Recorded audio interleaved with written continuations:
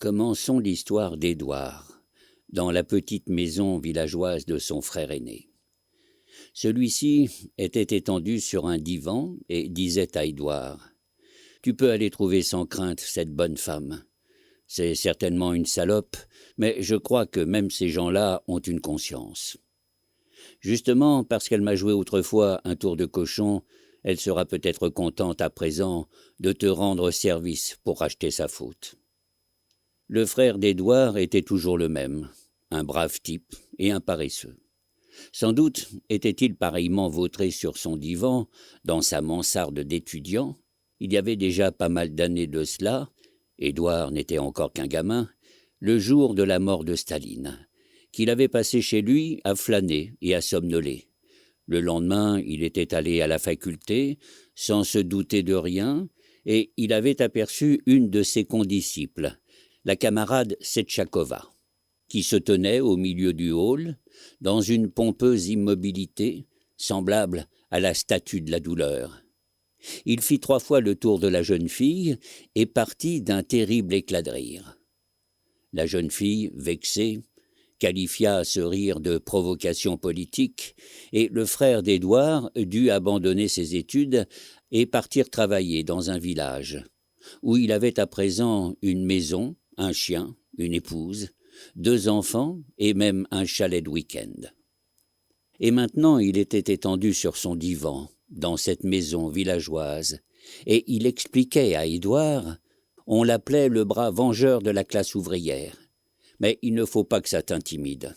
C'est une femme mûre aujourd'hui, et elle a toujours eu un faible pour les jeunes gens. C'est pourquoi elle t'aidera. Édouard était très jeune en ce temps-là. Il venait d'achever ses études à la faculté, celle-là même d'où son frère s'était fait expulser, et cherchait un poste. Ayant suivi le conseil de son frère, il vint le lendemain frapper à la porte du bureau de la directrice. Il découvrit une grande femme, osseuse, aux cheveux noirs et gras, aux yeux noirs, avec un duvet noir sous le nez. Cette laideur lui épargna le trac qu'il éprouvait toujours dans sa jeunesse en présence de la beauté féminine, de sorte qu'il put causer avec elle sans se troubler, avec toute la gentillesse et toute la galanterie souhaitables. Ce ton fit manifestement plaisir à la directrice, et elle affirma à plusieurs reprises, avec une exaltation nettement perceptible, « Nous avons besoin de jeunes ici ». Elle promit à Édouard de soutenir sa candidature. C'est ainsi qu'Édouard devint instituteur dans une petite ville de Bohême. Il n'en était ni malheureux ni heureux. Il s'efforçait toujours de faire la distinction entre le sérieux et le non-sérieux, et rangeait sa carrière d'instituteur dans la catégorie du non-sérieux. Non que la profession d'enseignant en elle-même fût dépourvue de sérieux, d'ailleurs il y tenait beaucoup, car il n'aurait pu gagner sa vie par d'autres moyens, mais il la jugeait non sérieuse par rapport à l'essence de soi-même. Il ne l'avait pas choisie. Elle lui avait été imposée par la demande sociale, les appréciations de la section des cadres, les attestations du lycée, les résultats du concours d'entrée. Il avait été, par l'action conjuguée de ses forces, lâché, comme une grue lâche un sac sur un camion, du lycée à la faculté. Il s'y était inscrit à contre-cœur, l'échec de son frère était de mauvais augure, mais il avait fini par se résigner. Il comprenait cependant que son métier ferait partie des hasards de sa vie, qu'il lui collerait à la peau comme une moustache postiche qui prête à rire.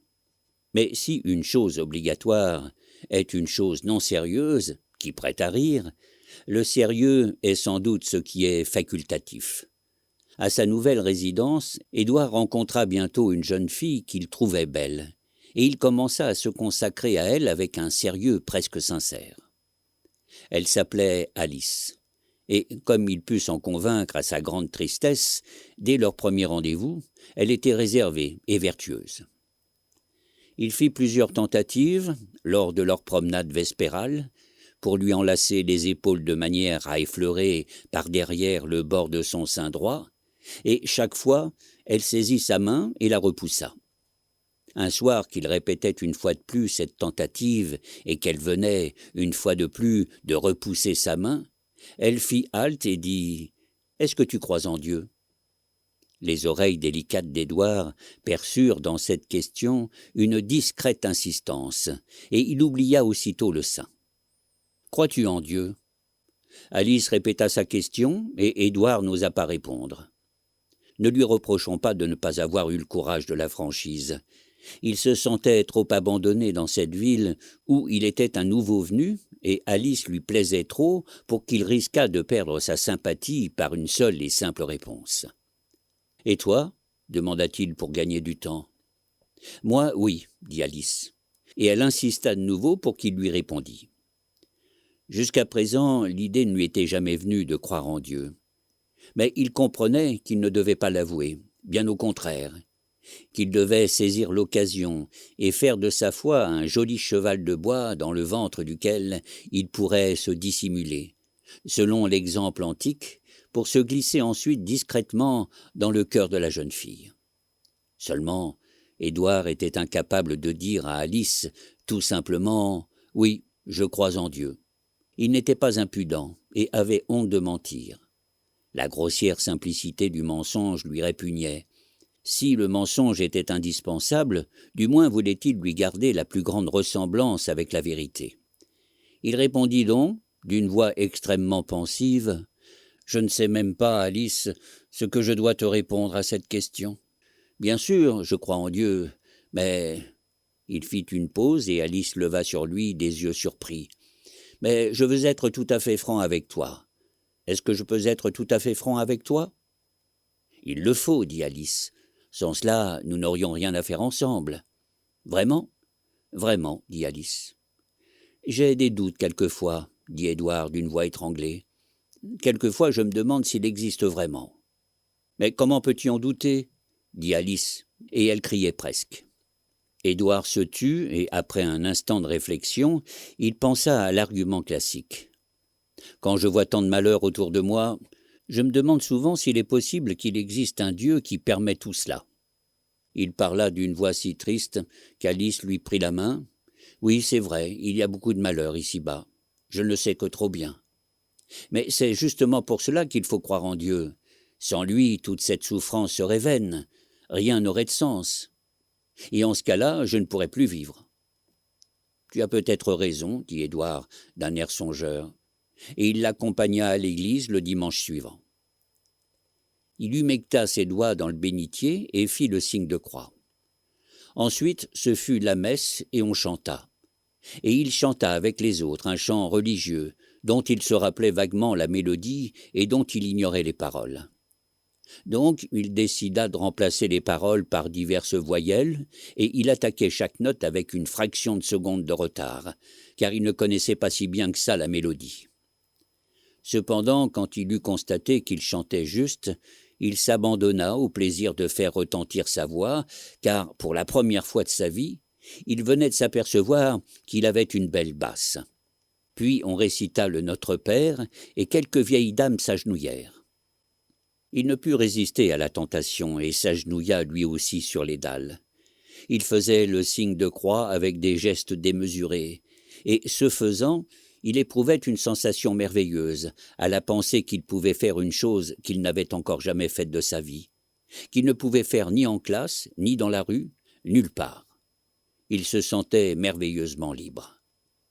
Quand tout fut fini, Alice le regarda avec des yeux ardents et demanda « Peux-tu encore dire que tu doutes qu'il existe ?»« Non, » dit Édouard.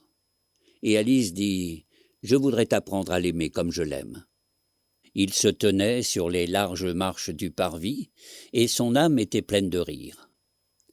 Malheureusement pour lui, juste à ce moment, la directrice passait à proximité, et elle les aperçut. Voilà qui est fâcheux. Je dois en effet rappeler, pour ceux à qui l'arrière-plan historique risquerait d'échapper, qu'en ce temps-là, les églises n'étaient pas interdites, mais qu'il n'était tout de même pas sans danger de les fréquenter. Cela n'est pas tellement difficile à comprendre. Ceux qui se sont battus pour ce qu'ils appellent la Révolution en conservent une grande fierté. La fierté d'être du bon côté de la ligne du front. 10 ou 12 ans après, c'est vers cette période que se situe notre récit, la ligne du front commence à disparaître, et avec elle le bon et le mauvais côté de cette ligne. Il n'est donc pas surprenant que les anciens partisans de la Révolution se sentent frustrés et cherchent avec impatience des fronts de remplacement. Grâce à la religion, ils peuvent, dans leur rôle d'athées luttant contre les croyants, se trouver à nouveau du bon côté et garder intacte l'habituelle et précieuse emphase de leur supériorité. Mais à vrai dire, ce front de remplacement était aussi une aubaine pour les autres, dont, et il n'est peut-être pas prématuré de le révéler, Alice faisait partie. De même que la directrice voulait être du bon côté, Alice voulait être du côté opposé. La boutique de son papa avait été nationalisée pendant les journées dites révolutionnaires, et Alice détestait ceux qui lui avaient joué ce mauvais tour. Mais comment pouvait-elle manifester sa haine ? Devait-elle prendre un couteau et s'en aller venger son père ? Ce n'est pas l'usage en Bohême. Alice avait un meilleur moyen de manifester son opposition. Elle entreprit de croire en Dieu. C'est ainsi que le bon Dieu venait au secours des deux partis, et grâce à lui, Édouard fut pris entre deux feux. Le lundi matin, lorsque la directrice vint trouver Édouard dans la salle des professeurs, il se sentait extrêmement mal à l'aise. En effet, il ne pouvait pas invoquer l'ambiance amicale de leur premier entretien, car depuis ce jour-là, par naïveté ou négligence, il n'avait jamais renoué le fil de leur conversation galante.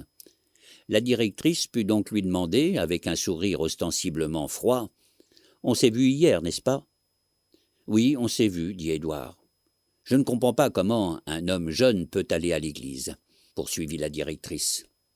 Édouard haussa les épaules d'un air gêné et la directrice hocha la tête. Un homme jeune. « J'étais allé visiter l'intérieur baroque de la cathédrale, » dit Édouard, en manière d'excuse. « Ah, c'est ça, » dit ironiquement la directrice. « Je ne savais pas que vous vous intéressiez à l'architecture. » Cette conversation ne plut pas du tout à Édouard. Il se souvenait que son frère avait fait 3 fois le tour de sa condisciple, puis qu'il était parti d'un terrible éclat de rire. Les mésaventures familiales semblaient se répéter, et il prit peur. Le samedi, il téléphona à Alice pour s'excuser et lui dit qu'il n'irait pas à l'église parce qu'il avait pris froid. « Tu es bien douillet, » lui dit Alice d'un ton de reproche, quand ils se revirent la semaine suivante. Et Édouard eut l'impression que les paroles de la jeune fille étaient dénuées de sensibilité.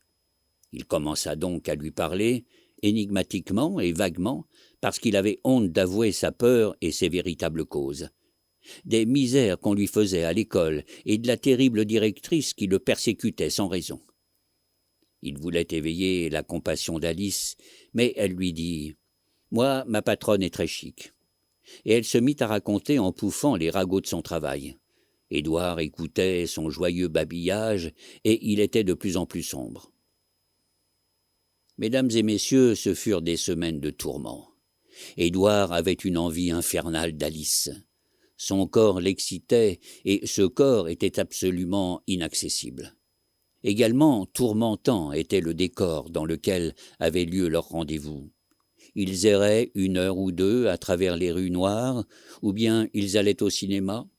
La monotonie et les insignifiantes possibilités érotiques de ces 2 variantes, il n'y en avait pas d'autres, incitaient Édouard à penser qu'il remporterait peut-être auprès d'Alice des succès plus marquants s'il pouvait la rencontrer dans un autre cadre. Il lui proposa donc, avec un visage candide, d'aller avec lui passer le week-end à la campagne, chez son frère, qui avait un chalet au bord de l'eau, dans une vallée boisée. Il lui dépeignit avec enthousiasme les charmes innocents de la nature. Mais Alice, toujours naïve et confiante en d'autres domaines, comprit où il voulait en venir et refusa brutalement. Car ce n'était pas seulement Alice qui lui résistait. C'était en personne éternellement circonspect et vigilant le Dieu d'Alice. Ce Dieu tirait toute sa substance d'une seule idée. Il n'avait pas d'autres désirs, pas d'autres opinions, l'interdiction des rapports sexuels hors mariage. C'était donc un Dieu plutôt comique. Mais ne nous moquons pas d'Alice pour autant. Des 10 commandements que Moïse a transmis à l'humanité, il y en avait bien 9 auxquels son âme ne faisait courir aucun danger, car Alice n'avait envie ni de tuer, ni de déshonorer son père, ni de convoiter les époux de son prochain. Un seul commandement lui semblait ne pas aller de soi, et constituait par conséquent un véritable défi. C'était le 7e, le fameux « tu ne forniqueras point ». Pour accomplir, montrer et démontrer sa foi religieuse, c'était justement sur ce commandement-là, et sur celui-là seulement, qu'elle devait faire porter toute son attention. C'est ainsi que d'un Dieu vague, diffus et abstrait, elle avait fait un Dieu parfaitement déterminé, intelligible et concret, Dieu anti-fornicateur. Mais, je vous le demande, où commence au juste la fornication ? Chaque femme établit cette limite d'après des critères tout à fait mystérieux. Alice se laissait bien volontiers embrasser par Édouard, et après d'innombrables tentatives de sa part, elle finit par consentir à ce qu'il lui caresse les seins. Mais, au milieu de son corps, elle traçait une ligne de démarcation rigoureuse et infranchissable, au-dessous de laquelle s'étendait le territoire des saintes interdictions, de l'intransigeance de Moïse et de la colère divine. Édouard commença à lire la Bible et à étudier les écrits théologiques. Il avait décidé d'affronter Alice avec ses propres armes. « Ma petite Alice, lui dit-il, rien n'est interdit à celui qui aime Dieu. Lorsque nous désirons une chose, nous la désirons par sa grâce. Le Christ ne souhaitait qu'une chose, que nous soyons guidés par l'amour. »« Sans doute, dit Alice, mais pas l'amour auquel tu penses. »« Il n'en a qu'un seul amour, dit Édouard. »« Ça ferait ton affaire, hein, dit Alice. Seulement, Dieu a établi certains commandements et nous devons nous y conformer. »« Oui, le Dieu de l'Ancien Testament, dit Édouard, mais pas le Dieu des chrétiens. »« Comment ? Dieu est unique, répliqua Alice. »« Oui, dit Édouard, seulement les Juifs de l'Ancien Testament ne le concevaient pas exactement comme nous. Avant la venue du Christ, l'homme devait avant tout se conformer à un système de lois et de commandements divins. Ce qui se passait dans son âme ne comptait pas tellement. Mais le Christ considérait toutes ces interdictions et injonctions comme quelque chose d'extérieur. Ce qu'il y avait de plus important à ses yeux, c'était l'homme tel qu'il est, dans son fort intérieur.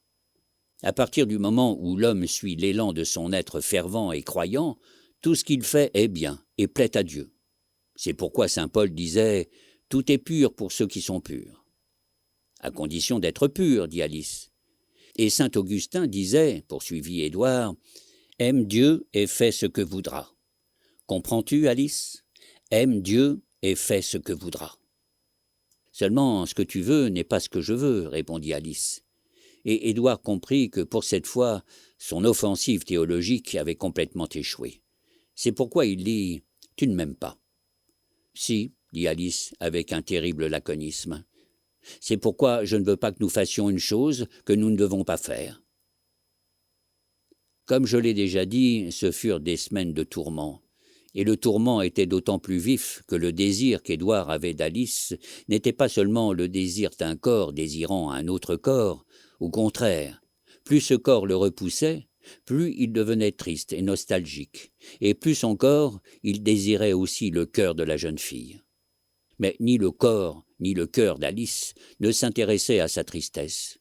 Tous deux étaient pareillement froids, pareillement refermés sur eux-mêmes et satisfaits d'eux-mêmes. Ce qui irritait le plus Édouard, chez Alice, c'était son imperturbable mesure. Bien qu'il fût lui-même un jeune homme plutôt pondéré, il se mit à rêver d'une action extrême qui ferait sortir Alice de cette imperturbabilité. Et comme il était trop risqué de la provoquer par des excès dans le blasphème et le cynisme, auxquels le poussait sa nature, il dut choisir des excès opposés, donc beaucoup plus difficiles, qui découleraient de l'attitude même d'Alice, mais qui porteraient cette attitude à de telles extrémités qu'elle aurait honte de sa tiède réserve. Autrement dit, Édouard afficha une piété exagérée. Il ne manquait plus une seule occasion d'aller à l'église. Le désir qu'il avait d'Alice était plus fort que la crainte des ennuis. Et il s'y conduisait avec une excentrique humilité. Il s'agenouillait au moindre prétexte, tandis qu'Alice disait ses prières et faisait le signe de croix debout à ses côtés, car elle avait peur de filer ses bas. Un jour, il lui reprocha la tiédeur de sa foi. Il lui rappela les paroles du Christ. « ceux qui me disent « Seigneur, Seigneur », n'entreront pas tous dans le royaume des cieux. » Il lui dit que sa foi était formelle, extérieure, fragile. Il lui reprocha sa vie confortable, il lui reprocha d'être trop satisfaite d'elle-même, il lui reprocha de ne rien voir autour d'elle que sa propre personne. Et tandis qu'il parlait, Alice ne s'attendait pas à cette attaque et se défendait mollement. Il aperçut un calvaire, une vieille croix de bronze avec un Christ en fer blanc rouillé qui se dressait au milieu de la rue. Il dégagea vigoureusement son bras du bras d'Alice, il s'arrêta pour protester contre l'indifférence de la jeune fille et marquer le début de sa nouvelle offensive. Et il fit le signe de croix avec une agressive ostentation. Mais il ne put se rendre compte de l'effet que ce geste produisait sur Alice, car, juste à ce moment, il aperçut la concierge de l'école sur l'autre trottoir. Elle le regardait. Édouard comprit qu'il était perdu. Ses craintes furent confirmées le surlendemain lorsque le concierge l'arrêta dans le couloir et lui annonça à haute et intelligible voix qu'il devait se présenter le lendemain à midi dans le bureau de la directrice. « Nous avons besoin de te parler, camarade. » Édouard fut saisi d'angoisse. Le soir, il se rendit à son rendez-vous avec Alice, comme à l'ordinaire, pour flâner avec elle dans les rues, mais il avait renoncé à sa ferveur religieuse. Il était abattu et voulait faire part à Alice de ce qui lui arrivait. Mais il n'en eut pas le courage, car il savait que pour conserver son emploi mal aimé, mais indispensable, il trahirait le bon Dieu sans hésitation. Donc, il ne dit rien de la funeste convocation, et par conséquent ne put s'attendre à aucun mot de consolation. Il entra le lendemain dans le bureau de la directrice avec le sentiment d'un total essolement. 4 juges l'attendaient dans la pièce. La directrice, la concierge, un collègue d'Édouard, petit et à lunettes, et un monsieur, grisonnant, qu'il ne connaissait pas et que les autres appelaient « camarade inspecteur ». La directrice invita Édouard à s'asseoir et lui dit ensuite qu'on l'avait convoqué à un entretien tout à fait amical et officieux, car ils étaient tous extrêmement préoccupés de la manière dont Édouard se comportait en dehors de l'école. Ce disant, elle regardait l'inspecteur, et l'inspecteur hochait la tête en signe d'approbation. Puis elle tourna son regard sur l'instituteur à lunettes, qui n'avait pas cessé de la regarder attentivement pendant tout ce temps-là, et qui, dès qu'il eut saisi son regard, commença un long discours. Il dit que nous voulions éduquer une jeunesse saine et exempte de préjugés, et que nous étions entièrement responsables de cette jeunesse, parce que nous, les enseignants, nous lui servions d'exemple. C'est pourquoi nous ne pouvions tolérer parmi nous la présence de calotins. Il développa longuement cette idée et finit par déclarer que l'attitude d'Édouard était un scandale pour tout l'établissement. Quelques minutes plus tôt, Édouard était persuadé qu'il renierait son Dieu frère reconnu et qu'il avouerait que sa visite de l'église, son signe de croix en public, n'était qu'une pitrerie. Mais maintenant qu'il voyait la situation en face, il sentait qu'il était impossible d'avouer la vérité. Après tout, il ne pouvait pas dire à ces 4 personnes si sérieuses et passionnées qu'elles se passionnaient pour un malentendu, pour une bêtise. Il comprenait qu'en leur disant cela, il ne ferait malgré lui que tourner en dérision leur sérieux. Il comprenait que ces gens n'attendaient de lui que des faux fuyants et des excuses, et qu'ils étaient prêts à les rejeter. Et il comprit, d'un seul coup, car il n'avait pas le temps de réfléchir, que le plus important pour lui, en cet instant, c'était de demeurer semblable à la vérité, ou plus exactement, semblable à l'idée que ces gens s'étaient faite de lui. S'il voulait, dans une certaine mesure, rectifier cette idée, il devait aussi, dans une certaine mesure, l'accepter. « Camarade, puis-je parler franchement ?» dit-il. « Évidemment, » dit la directrice, « c'est pour cela que vous êtes ici. » « Et vous ne m'en voudrez pas ?»« Dites ce que vous avez à dire, » répliqua la directrice. « Eh bien, je vais tout vous avouer, » dit Édouard. « Je crois vraiment en Dieu. » Il leva les yeux sur ses juges et put constater qu'ils paraissaient tous soulagés. Seule la concierge lui cria « Aujourd'hui, camarade ? À notre époque ?» Édouard poursuivit « Je savais bien que vous alliez vous fâcher, si je vous disais la vérité. Mais je ne sais pas mentir. Ne me demandez pas de vous raconter des mensonges. » La directrice lui dit, doucement, « Personne ne vous demande de mentir. Vous avez raison de dire la vérité. Mais ce que je voudrais, c'est que vous m'expliquiez comment vous pouvez croire en Dieu, un jeune homme comme vous. » « Aujourd'hui, à l'heure où nous lançons des fusées sur la Lune, » renchérit l'instituteur, tout excité. « Je n'y peux rien, dit Édouard. Je ne veux pas croire en Dieu, vraiment, je ne veux pas. »« Comment ça, vous ne voulez pas, puisque vous croyez ?» intervint le monsieur aux cheveux gris d'un ton excessivement aimable.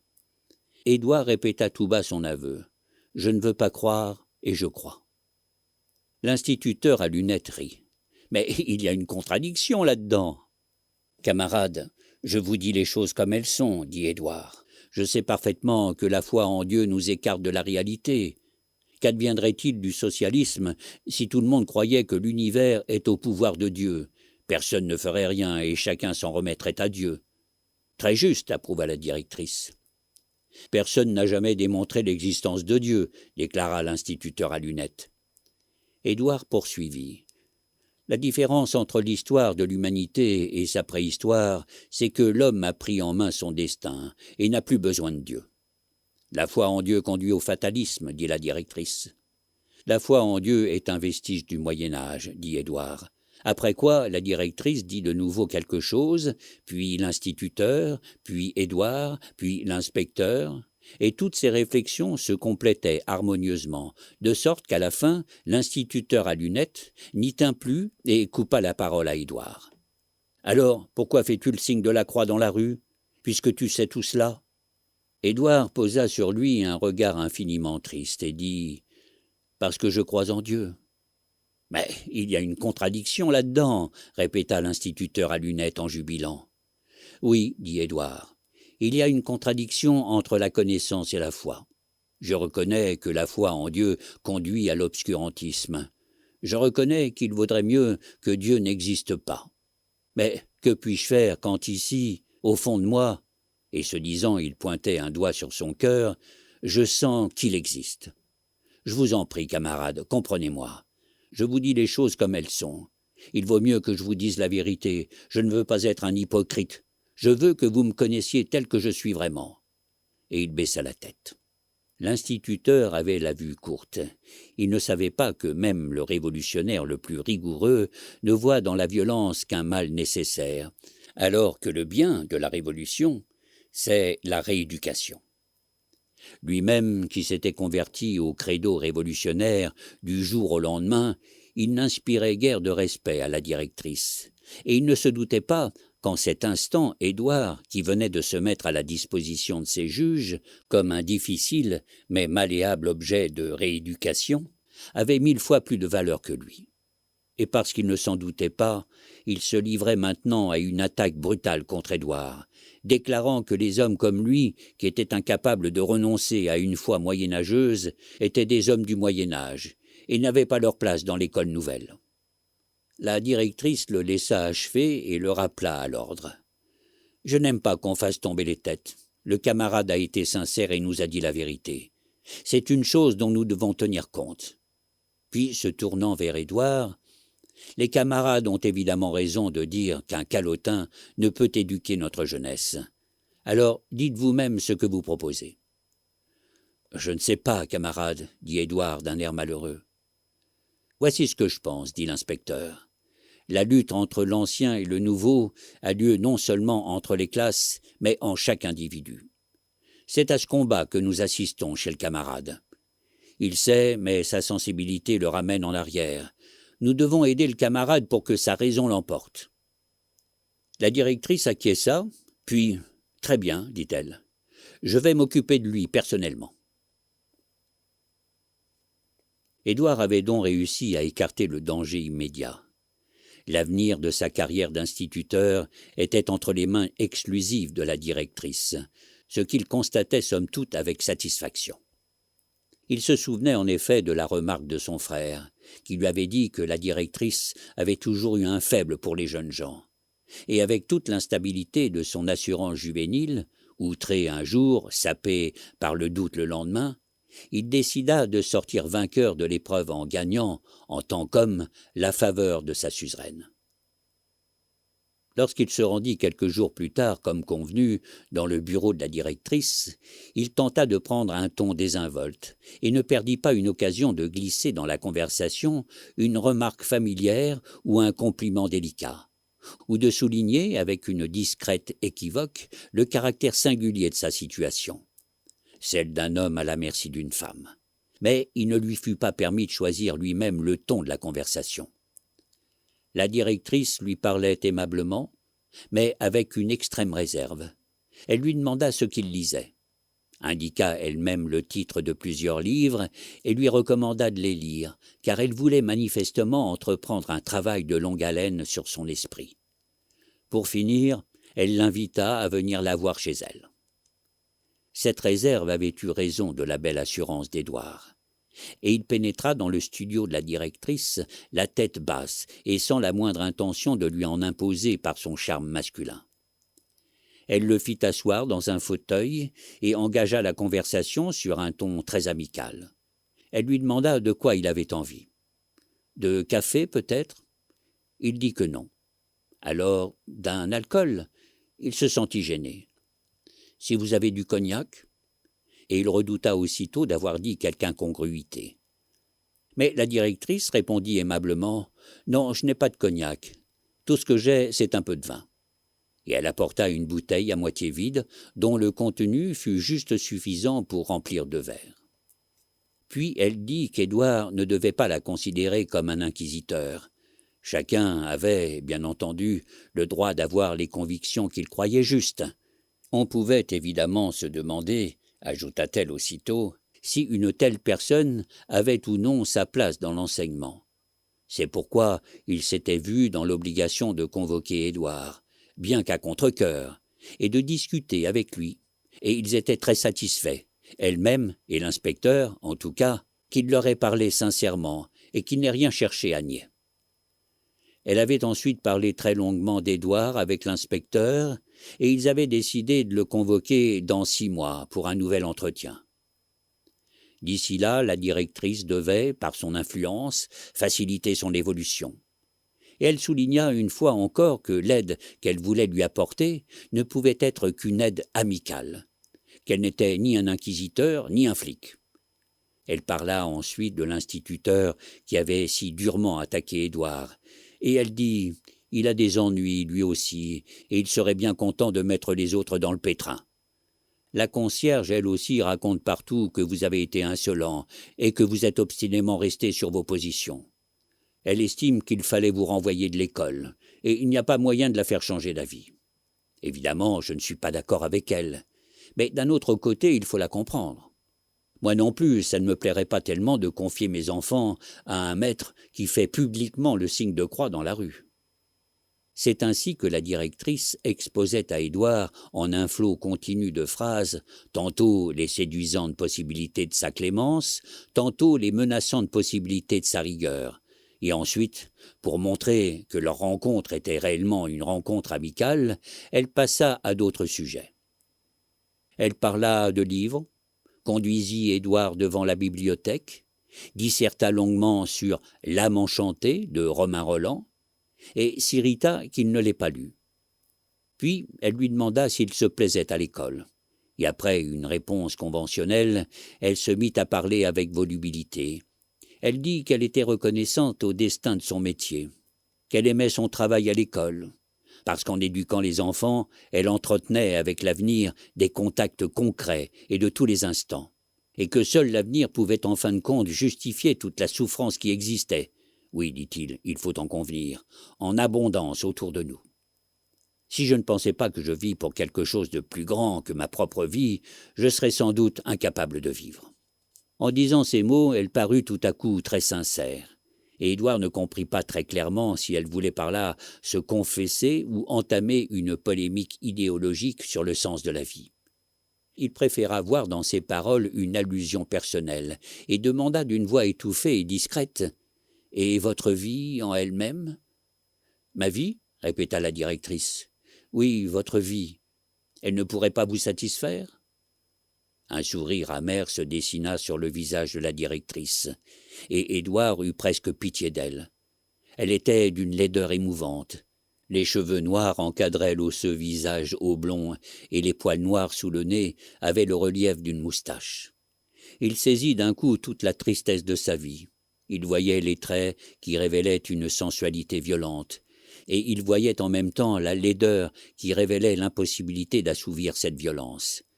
Il l'imaginait, qui s'était passionnément métamorphosé en statue vivante de la douleur le jour de la mort de Staline, qui avait passionnément assisté à des milliers de réunions, passionnément lutté contre le malheureux Jésus. Et il comprenait que tout cela n'était qu'un morne déversoir pour son désir qui ne pouvait s'écouler où il voulait. Édouard était jeune et sa faculté de compassion n'était pas encore épuisée. Il regardait la directrice avec compréhension. Mais comme si elle avait honte de son silence involontaire, elle dit d'une voix qui se voulait enjouée. « De toute façon, la question n'est pas là, Édouard. On ne vit pas que pour soi, on vit toujours pour quelque chose. » Elle le regarda dans les yeux plus profondément. Mais il s'agit de savoir pourquoi. Si c'est pour quelque chose de réel ou pour quelque chose de fictif. Dieu, c'est une belle idée, mais l'avenir de l'homme, Édouard, c'est une réalité. Et c'est pour cette réalité que j'ai vécu, que j'ai tout sacrifié. Cette phrase aussi, elle les prononçait avec une telle conviction qu'Édouard ne cessait d'éprouver ce brusque sentiment de compréhension qui s'était éveillé en lui quelques instants plus tôt. Il lui parut stupide de mentir aussi effrontément à son prochain, et il crut que le tour plus intime que prenait la conversation lui offrait enfin l'occasion de renoncer à son indigne et d'ailleurs difficile supercherie. « Mais je suis tout à fait d'accord avec vous, » s'empressa-t-il d'assurer. « Moi aussi, je préfère la réalité.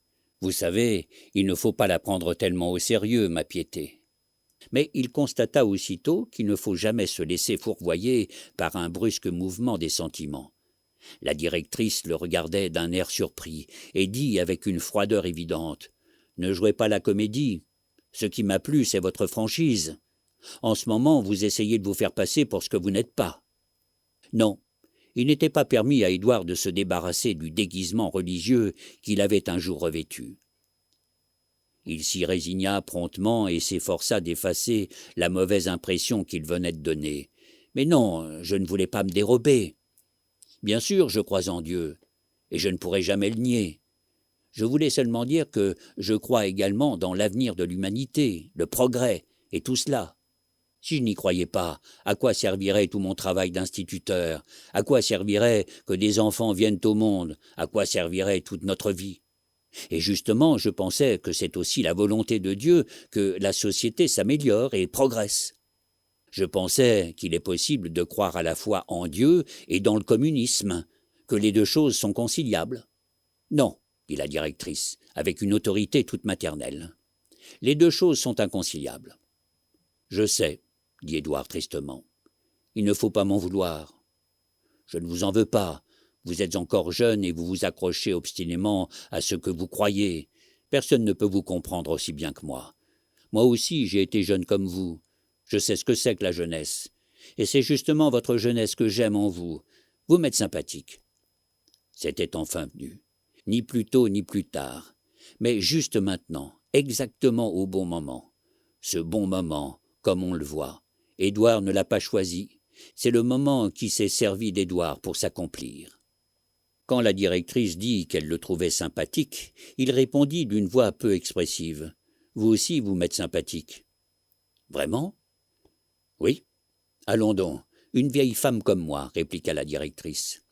Édouard ne put que répondre. « Ce n'est pas vrai. »« Mais si, » dit la directrice. Édouard ne put répondre qu'avec beaucoup d'empressement. « Vous n'êtes pas vieille du tout. C'est idiot de dire ça. »« Vous croyez ? » ?»« Bien sûr, vous me plaisez beaucoup. »« Ne mentez pas, vous savez que vous ne devez pas mentir. »« Je ne mens pas, vous êtes belle. »« Belle ?» dit la directrice avec une moue incrédule. « Oui, belle, » dit Édouard. Et comme il redoutait la flagrante invraisemblance de cette affirmation, il s'empressa de l'étayer par des arguments. « Les brunes comme vous, ça me plaît. »« Vous aimez les brunes ?» s'enquit la directrice. « Follement, » dit Édouard. « Et comment se fait-il que vous ne soyez pas venu me voir depuis que vous êtes à l'école ? J'avais l'impression que vous m'évitiez. »« J'hésitais, » dit Édouard. « Tout le monde aurait dit que je vous léchais les bottes. Personne n'aurait cru que je venais vous voir uniquement parce que vous me plaisez. » Vous n'avez plus rien à craindre à présent, dit la directrice. Maintenant, on a arrêté que nous devons nous voir de temps en temps. Elle le regardait dans les yeux avec ses grands iris bruns. Reconnaissons qu'il n'était pas sans beauté. Et lorsqu'il prit congé, elle lui caressa légèrement la main, de sorte que cet étourdi la quitta avec une exaltante sensation de victoire. Édouard était persuadé que cette pénible affaire tournait à son avantage. Et le dimanche suivant, il se rendit à l'église en compagnie d'Alice, avec une désinvolture effrontée. Bien mieux. Il avait retrouvé toute son assurance, car même si cette idée n'éveille en nous qu'un sourire de pitié, sa visite chez la directrice lui fournissait rétrospectivement une preuve éclatante de son charme viril. D'ailleurs, ce dimanche-là, en arrivant à l'église, il constata qu'Alice avait changé. Dès qu'ils furent ensemble, elle lui prit le bras et ne le lâcha plus, même à l'église. D'ordinaire, elle se montrait discrète et réservée, mais ce jour-là, elle se retournait de tous côtés, et elle adressa un signe de tête souriant à une dizaine d'amis et connaissances. C'était étrange, et Édouard n'y comprenait rien. Le surlendemain, comme il se promenait dans les rues noires, Édouard constata avec étonnement que les baisers d'Alice, d'habitude si tristement prosaïques, étaient devenus soudain humides, chauds, fervents. Quand il s'arrêta avec elle contre un réverbère, il vit deux yeux aimants qui le regardaient. « Je t'aime, si tu veux le savoir », lui dit Alice à brûle-pourpoint. Elle lui ferma aussitôt la bouche. « Non, non, ne dis rien, j'ai honte de moi, je ne veux rien entendre. » Ils firent encore quelques pas, puis ils s'arrêtèrent et Alice dit « Je comprends tout à présent, je comprends pourquoi tu me reprochais ma tiédeur. » Mais Édouard ne comprenait rien et préférait se taire. Ils firent encore quelques pas et Alice dit « Et tu ne m'as rien dit, pourquoi ne m'as-tu rien dit ?»« Et que voulais-tu que je te dise ?» demanda Édouard. « Oui, c'est bien toi, dit-elle, avec un enthousiasme tranquille. D'autres feraient les fanfarons, mais toi, tu te tais. Mais c'est justement pour ça que je t'aime. » Édouard commençait à comprendre de quoi il s'agissait, mais il demanda « De quoi parles-tu ?»« De ce qui t'est arrivé. Et comment se fait-il que tu sois au courant ?»« Mais voyons, tout le monde est au courant. Ils t'ont convoqué, ils t'ont menacé, et tu leur as ri au nez. Tu n'as rien renié. Tout le monde t'admire. Mais je n'ai parlé de rien à personne. Ne sois pas naïf. Une chose comme ça fait du bruit. Ce n'est pas rien tout de même. Tu crois que ça existe encore aujourd'hui, quelqu'un qui ait un peu de courage ?» Édouard savait que dans une petite ville, le moindre événement se transforme rapidement en légende, mais il ne soupçonnait pas qu'une légende pourrait naître même de ses propres aventures dérisoires, dont il n'avait jamais surestimé l'importance. Il ne saisissait pas assez clairement à quel point il faisait l'affaire de ses concitoyens qui, comme chacun sait, adorent les martyrs, car ceux-ci les confirment dans leur douce inaction en leur démontrant que la vie n'offre qu'une alternative, être livré au bourreau ou obéir. Nul ne doutait qu'Édouard serait livré au bourreau, et tout le monde colportait la nouvelle avec admiration et satisfaction, de sorte qu'Édouard se trouvait maintenant, par l'intermédiaire d'Alice, face à la splendide image de sa propre crucifixion.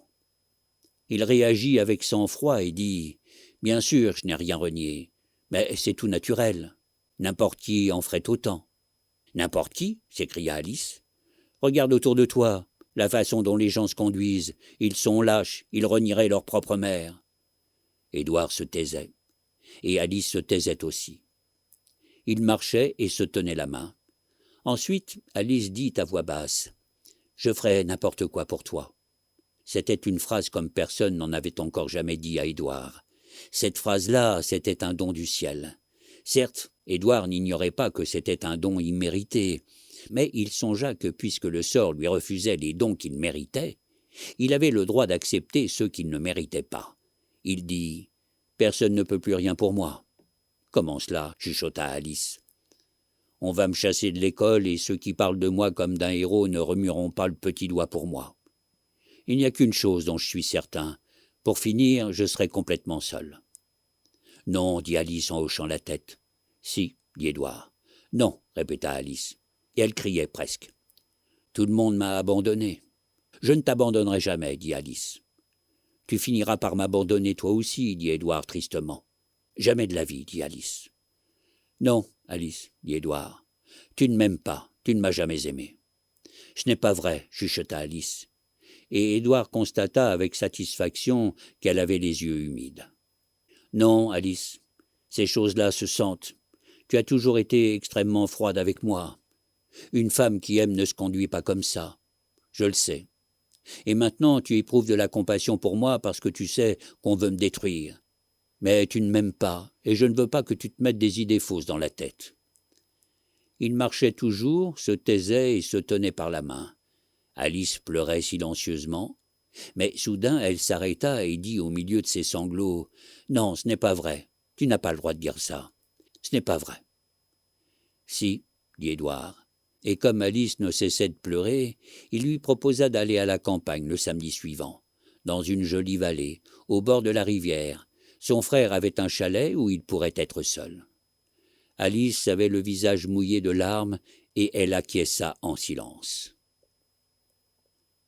Cela se passait le mardi, et lorsque Édouard fut de nouveau convié chez la directrice, le jeudi suivant, il s'y rendit avec une joviale assurance, car il était absolument persuadé que le charme de sa personne transformerait définitivement toute l'affaire de l'Église en petit nuage de fumée.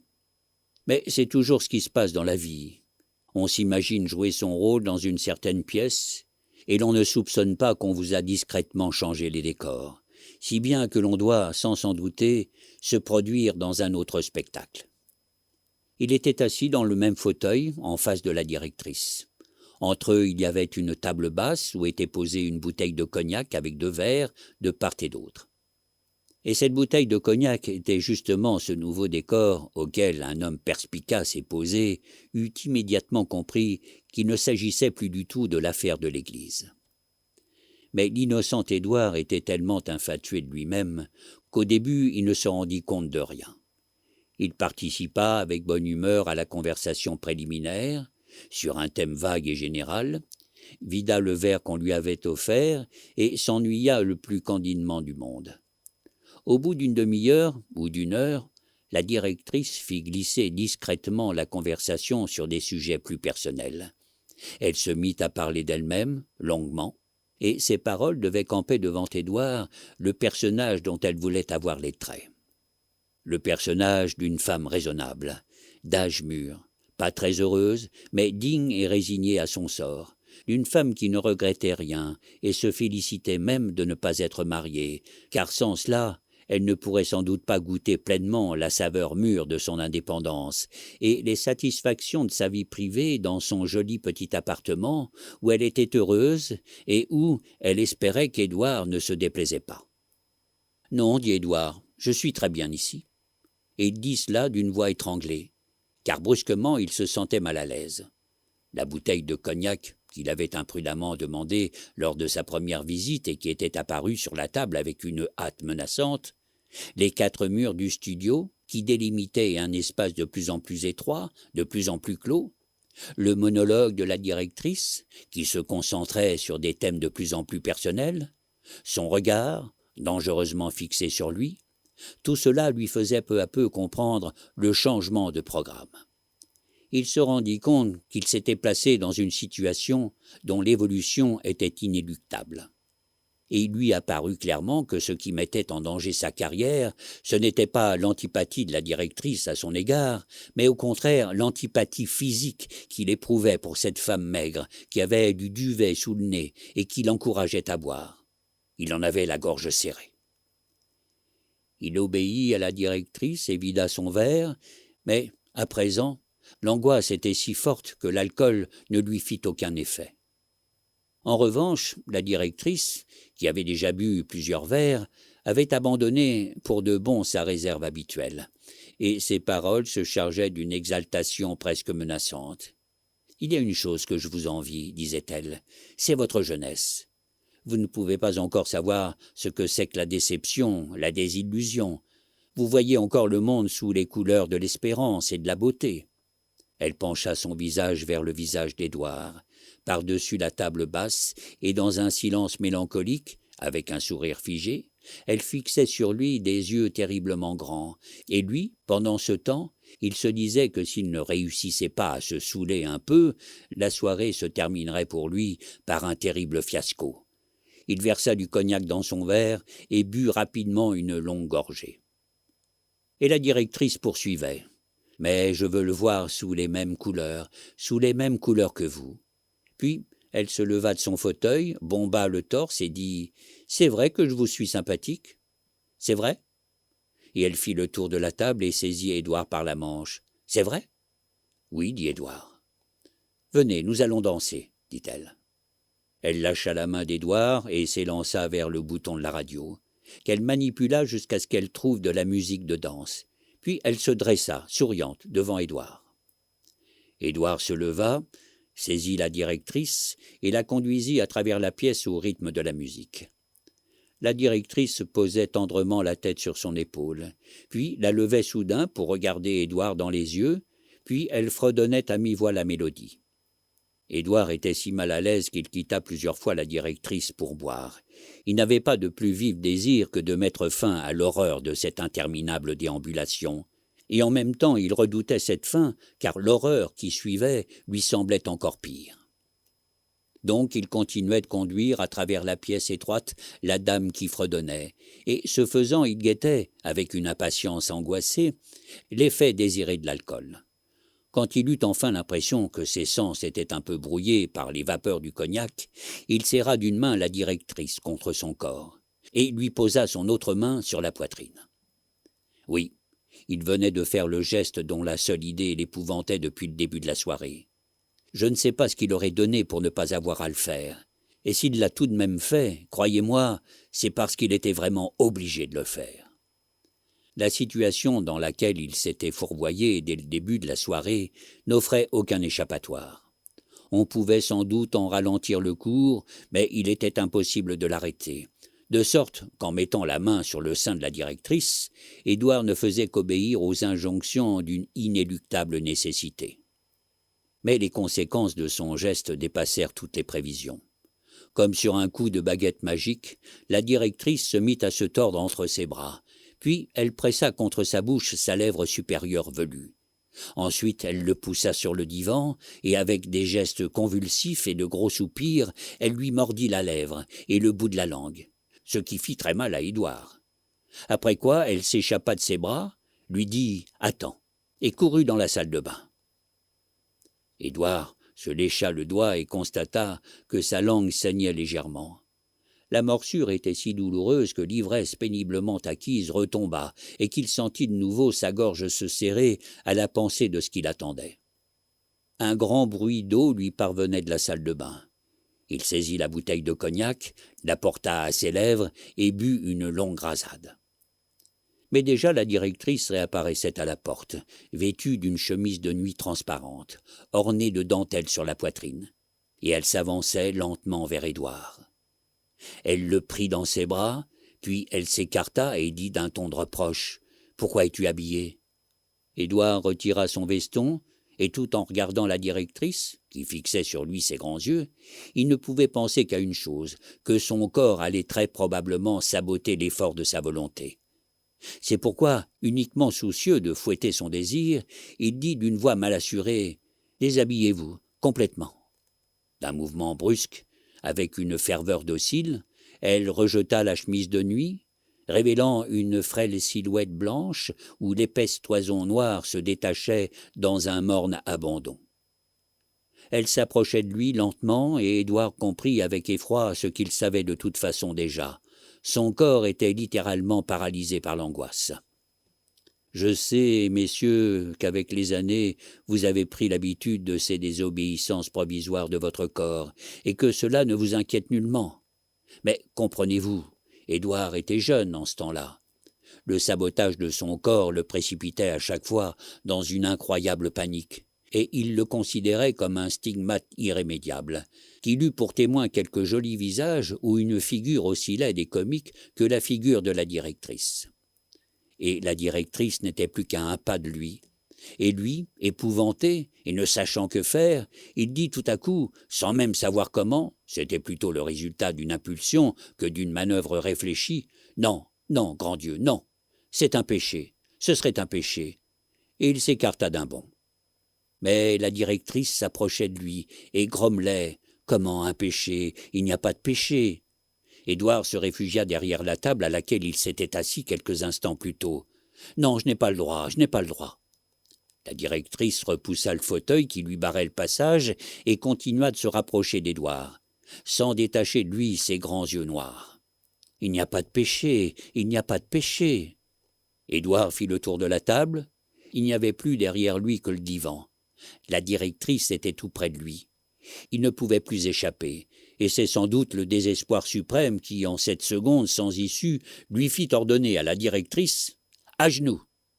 Elle le regarda sans comprendre, mais quand d'une voix désespérée mais ferme il répéta « À genoux !» Elle s'agenouilla devant lui avec ferveur et lui enlaça les jambes. « Lâche-moi !» cria-t-il. « Joins les mains !» De nouveau, elle le regarda sans comprendre. « Joins les mains, tu as entendu ?» Elle joignit les mains. « Prie !» ordonna-t-il. Elle avait les mains jointes et levait sur lui des yeux fervents. « Prie pour que Dieu nous pardonne !» cria-t-il. Elle avait les mains jointes et elle le regardait de ses grands yeux, de sorte qu'Édouard, outre qu'il gagnait un temps précieux, commençait à perdre dans cette posture où il l'examinait de haut le pénible sentiment de n'être qu'une proie, et retrouvait son assurance. Il s'écarta pour la voir tout entière et répéta son ordre « Prie !» Et comme elle continuait de se taire, il lui cria à haute voix. Et vraiment, la dame, agenouillée, maigre et nue, se mit à réciter « Notre Père qui es aux cieux, que ton nom soit sanctifié, que ton règne vienne. » Tout en prononçant les mots de la prière, elle levait les yeux sur lui comme s'il était lui-même Dieu. Il l'observait avec une jouissance croissante. Elle était devant lui, la directrice à genoux, humiliée par un subordonné. Elle était devant lui, la révolutionnaire nue, humiliée par la prière. Elle était devant lui, une femme en prière, humiliée par sa nudité.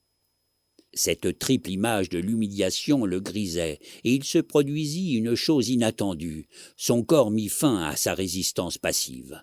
Édouard banda.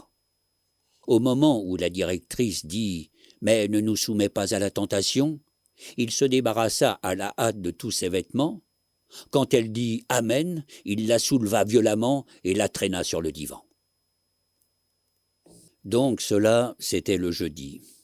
Et le samedi, Édouard amena Alice à la campagne chez son frère. Celui-ci les accueillit aimablement et leur prêta la clé de son chalet. Les deux amoureux partirent se promener et passèrent tout l'après-midi dans les bois et dans les prés. Ils s'embrassaient, et Édouard pouvait constater, de ses mains satisfaites, que la ligne imaginaire tracée à la hauteur du nombril pour séparer la zone de l'innocence de la zone de la fornication avait perdu toute valeur. Son premier mouvement fut de confirmer par des paroles cet événement si longtemps attendu. Mais il hésita et comprit qu'il valait mieux se taire. Il était sans doute bien avisé.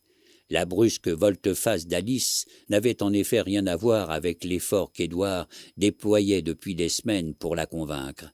Elle n'avait rien à voir avec l'argumentation rationnelle d'Édouard. Au contraire, elle était fondée exclusivement sur la nouvelle du martyre d'Édouard, donc sur une erreur. Et même, entre cette erreur et la conclusion qu'Alice en avait tirée, il n'y avait aucun rapport logique. Car réfléchissons un instant. Pourquoi le fait qu'Édouard était resté fidèle à la foi jusqu'au martyre devait-il inciter Alice à transgresser la loi divine? Devait-elle trahir Dieu devant Édouard parce qu'Édouard avait refusé de le trahir devant la commission d'enquête? Dans ces conditions, la moindre réflexion prononcée à haute voix risquait de révéler à Alice l'incohérence de son attitude. Donc Édouard faisait bien de se taire, et son mutisme ne fut guère remarqué, car Alice parlait elle-même suffisamment, était gaie, et rien n'indiquait que la volte-face qui s'était opérée dans son âme eût été dramatique ou douloureuse. Quand la nuit fut venue, ils rentrèrent dans le chalet, allumèrent, ouvrirent le lit, s'embrassèrent, et Alice demanda à Édouard d'éteindre. Mais comme la fenêtre laissait entrer la pénombre nocturne, Édouard, à la demande d'Alice, dut également fermer les volets.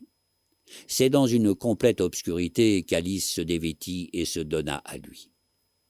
Il avait attendu ces instants pendant tant de semaines, et chose étrange, maintenant qu'ils s'accomplissaient enfin, leur importance ne répondait pas du tout à la longueur de son attente. L'acte d'amour avait, au contraire, l'air tellement facile et tellement naturel qu'Édouard en était presque distrait, et qu'il tentait vainement de chasser les pensées qui lui passaient par la tête. Il se représentait ces longues et inutiles semaines pendant lesquelles Alice l'avait tourmenté par sa froideur. Il se représentait tous les ennuis qu'elle lui avait causés à l'école.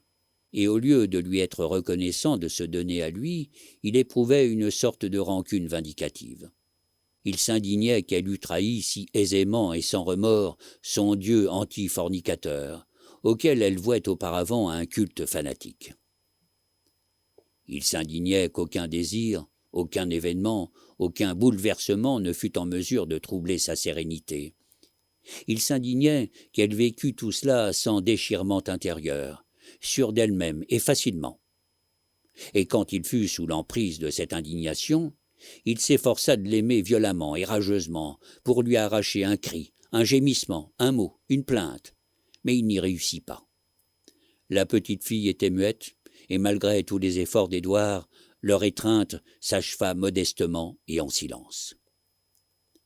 Ensuite, elle se blottit contre sa poitrine et s'endormit rapidement, tandis qu'Édouard resta longtemps éveillé et se rendit compte qu'il n'éprouvait aucune joie. Il essayait de se représenter Alice, pas son apparence physique, mais si possible son être dans son essence, et il comprit subitement qu'il ne la voyait que diffuse.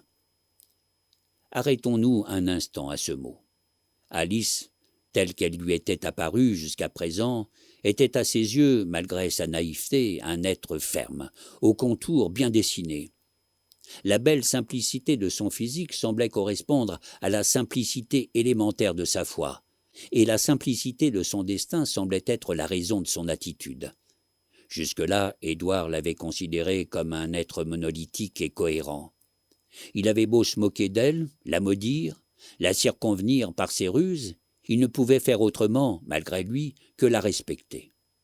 Mais voilà que le piège de la fausse nouvelle, ce piège qu'il n'avait pas prémédité, brisait la cohérence de ce personnage, et Édouard se disait que les idées d'Alice n'étaient en réalité qu'une chose plaquée sur son destin, et que son destin n'était qu'une chose plaquée sur son corps, et il ne voyait plus en elle que l'assemblage fortuit d'un corps, d'idées et d'une biographie, assemblage inorganique, arbitraire et labile. Il se représentait Alice, qui respirait profondément au creux de son épaule, et il voyait d'un côté son corps et de l'autre ses idées. Ce corps lui plaisait, ses idées lui paraissaient ridicules, et ce corps et ses idées ne créaient aucune unité. Il la voyait comme une ligne absorbée dans une feuille de papier buvard, sans contour, sans forme. Oui, ce corps lui plaisait vraiment. Quand Alice se leva le lendemain matin, il l'obligea à rester nue. Et elle qui, la veille encore, avait insisté pour qu'on ferme les volets, car la lueur pâle des étoiles la gênait, oubliait maintenant sa pudeur. Édouard l'examinait. Elle sautillait gaiement à la recherche d'un paquet de thé et de biscottes pour le petit déjeuner. Et elle s'aperçut au bout d'un instant qu'il avait l'air soucieux. Elle lui demanda ce qu'il avait. Il lui répondit qu'il devait aller voir son frère après le petit déjeuner. Comme son frère lui demandait comment ça marchait à l'école, Édouard dit que ça ne marchait pas mal. Et son frère lui dit « Cette Tchétchakova est une salope, mais il y a longtemps que je lui ai pardonné. Je lui ai pardonné parce qu'elle ne savait pas ce qu'elle faisait. Elle voulait me faire du tort, mais c'est grâce à elle que je suis si heureux. Je gagne mieux ma vie comme agriculteur et le contact avec la nature me sauve du scepticisme auquel succombent les gens des villes. Moi aussi, cette bonne femme m'a porté chance, dit Édouard, d'un air pensif. Et il raconta à son frère qu'il était tombé amoureux d'Alice, qu'il avait feint de croire en Dieu, qu'il avait dû comparaître devant une commission, que cette Setchakova avait voulu le rééduquer et qu'Alice s'était finalement donnée à lui, le prenant pour un martyr. Mais il ne raconta pas jusqu'au bout comment il avait obligé la directrice à réciter le Pater Noster, car il crut saisir un reproche dans les yeux de son frère. Il se tut, et son frère lui dit « J'ai sans doute des défauts, mais je suis certain d'une chose. Je n'ai jamais joué la comédie, et j'ai toujours dit aux gens ce que je pensais en face. » Édouard aimait bien son frère, et sa désapprobation le blessait. Il voulut se justifier, et ils commencèrent à se disputer. Pour finir, Édouard dit « Je sais que tu as toujours été un type droit, et que tu en es fier. Mais pose-toi une question. Pourquoi dire la vérité? Qu'est-ce qui nous y oblige? Et pourquoi faut-il considérer la sincérité comme une vertu? Suppose que tu rencontres un fou qui affirme qu'il est un poisson, et que nous sommes tous des poissons. Vas-tu te disputer avec lui? Vas-tu te déshabiller devant lui pour lui montrer que tu n'as pas de nageoire? Vas-tu lui dire en face ce que tu penses?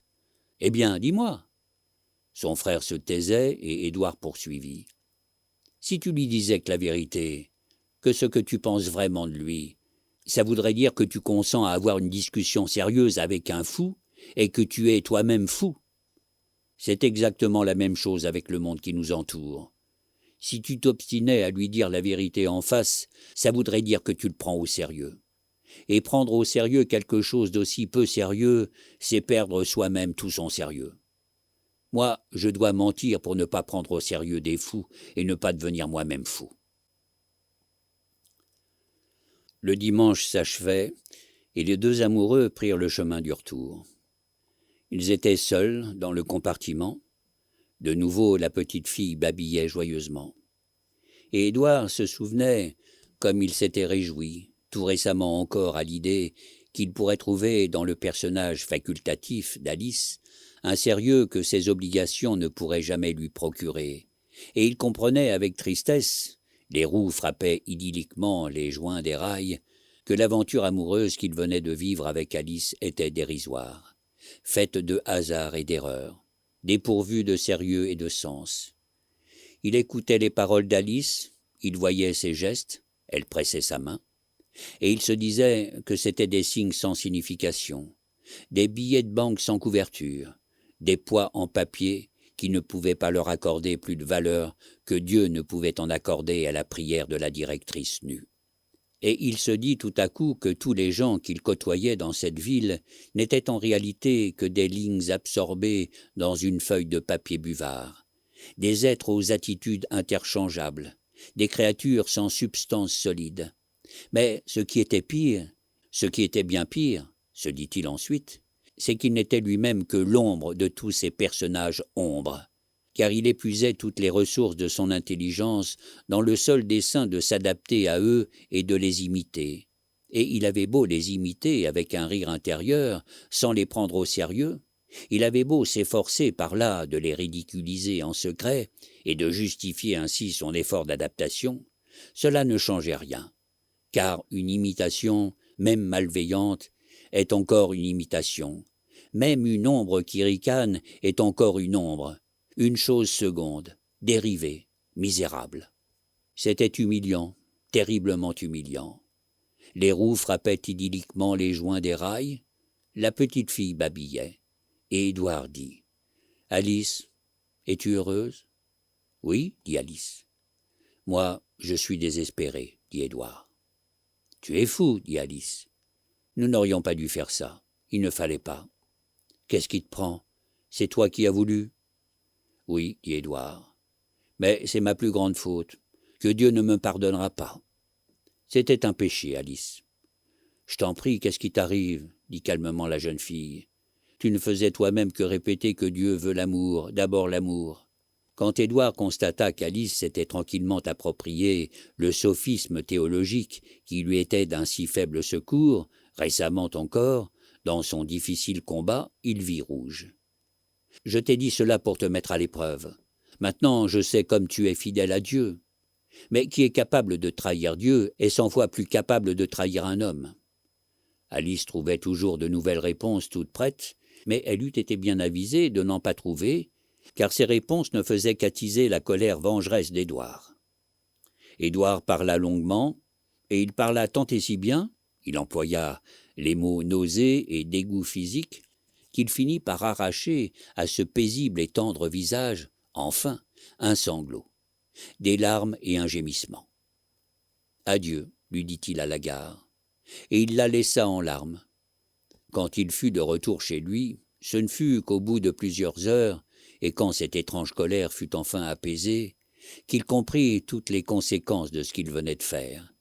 Il se représentait ce corps qui, ce matin encore, gambadait tout nu devant lui, et quand il se dit que ce beau corps, il l'avait lui-même et volontairement chassé, il se traita d'imbécile, et il eut envie de se gifler. Mais ce qui était fait, et on ne pouvait plus rien y changer. Je dois d'ailleurs ajouter, pour être fidèle à la vérité, que si l'idée de ce beau corps qui lui échappait causait à Édouard une certaine tristesse, c'était une perte dont il prit assez vite son parti. Peu après son arrivée dans la petite ville, il avait souffert du manque d'amour physique, mais ce fut une pénurie toute provisoire. Édouard n'avait plus à souffrir de cette pénurie-là. Une fois par semaine, il allait voir la directrice. L'habitude avait délivré son corps des angoisses du début, et il avait décidé qu'il irait chez elle régulièrement tant que les choses ne seraient pas définitivement éclaircies à l'école. En plus, il tentait avec succès croissant de séduire diverses femmes et jeunes filles, ce qui fait qu'il appréciait bien davantage les moments où il était seul, et il se mit à aimer les promenades solitaires dont il profitait parfois. Veuillez consacrer encore un peu d'attention à ce détail, pour faire un tour à l'église. Non, soyez sans crainte, Édouard n'a pas trouvé la foi. Je n'ai pas l'intention de couronner mon récit par un paradoxe aussi flagrant. Mais tout en étant presque certain que Dieu n'existe pas, Édouard tourne volontiers dans sa tête et avec nostalgie l'idée de Dieu. Dieu, c'est l'essence même, tandis qu'Édouard, et il s'est écoulé plusieurs années depuis cette aventure avec Alice et avec la directrice, n'a jamais rien trouvé d'essentiel, ni dans ses amours, ni dans son métier, ni dans ses idées. Il est trop honnête pour admettre qu'il trouve l'essentiel dans l'inessentiel, mais il est trop faible pour ne pas désirer secrètement l'essentiel. Ah, mesdames et messieurs, comme il est triste de vivre quand on ne peut rien prendre au sérieux, rien ni personne. C'est pourquoi Édouard éprouve le désir de Dieu, car seul Dieu est dispensé de l'obligation de paraître et peut se contenter d'être, car lui seul constitue, lui seul unique et non existant, l'antithèse essentielle de ce monde, d'autant plus existant qu'il est inessentiel. Donc, Édouard vient de temps à autre s'asseoir à l'église et lève vers la coupole des yeux rêveurs. C'est à un tel moment que nous prendrons congé de lui. L'après-midi s'achève, l'église est silencieuse et déserte. Édouard est assis sur un banc de bois et il se sent triste à l'idée que Dieu n'existe pas. Mais, en cet instant, sa tristesse est si grande qu'il voit émerger soudain de sa profondeur le visage réel et vivant de Dieu. Regardez, c'est vrai, Édouard sourit.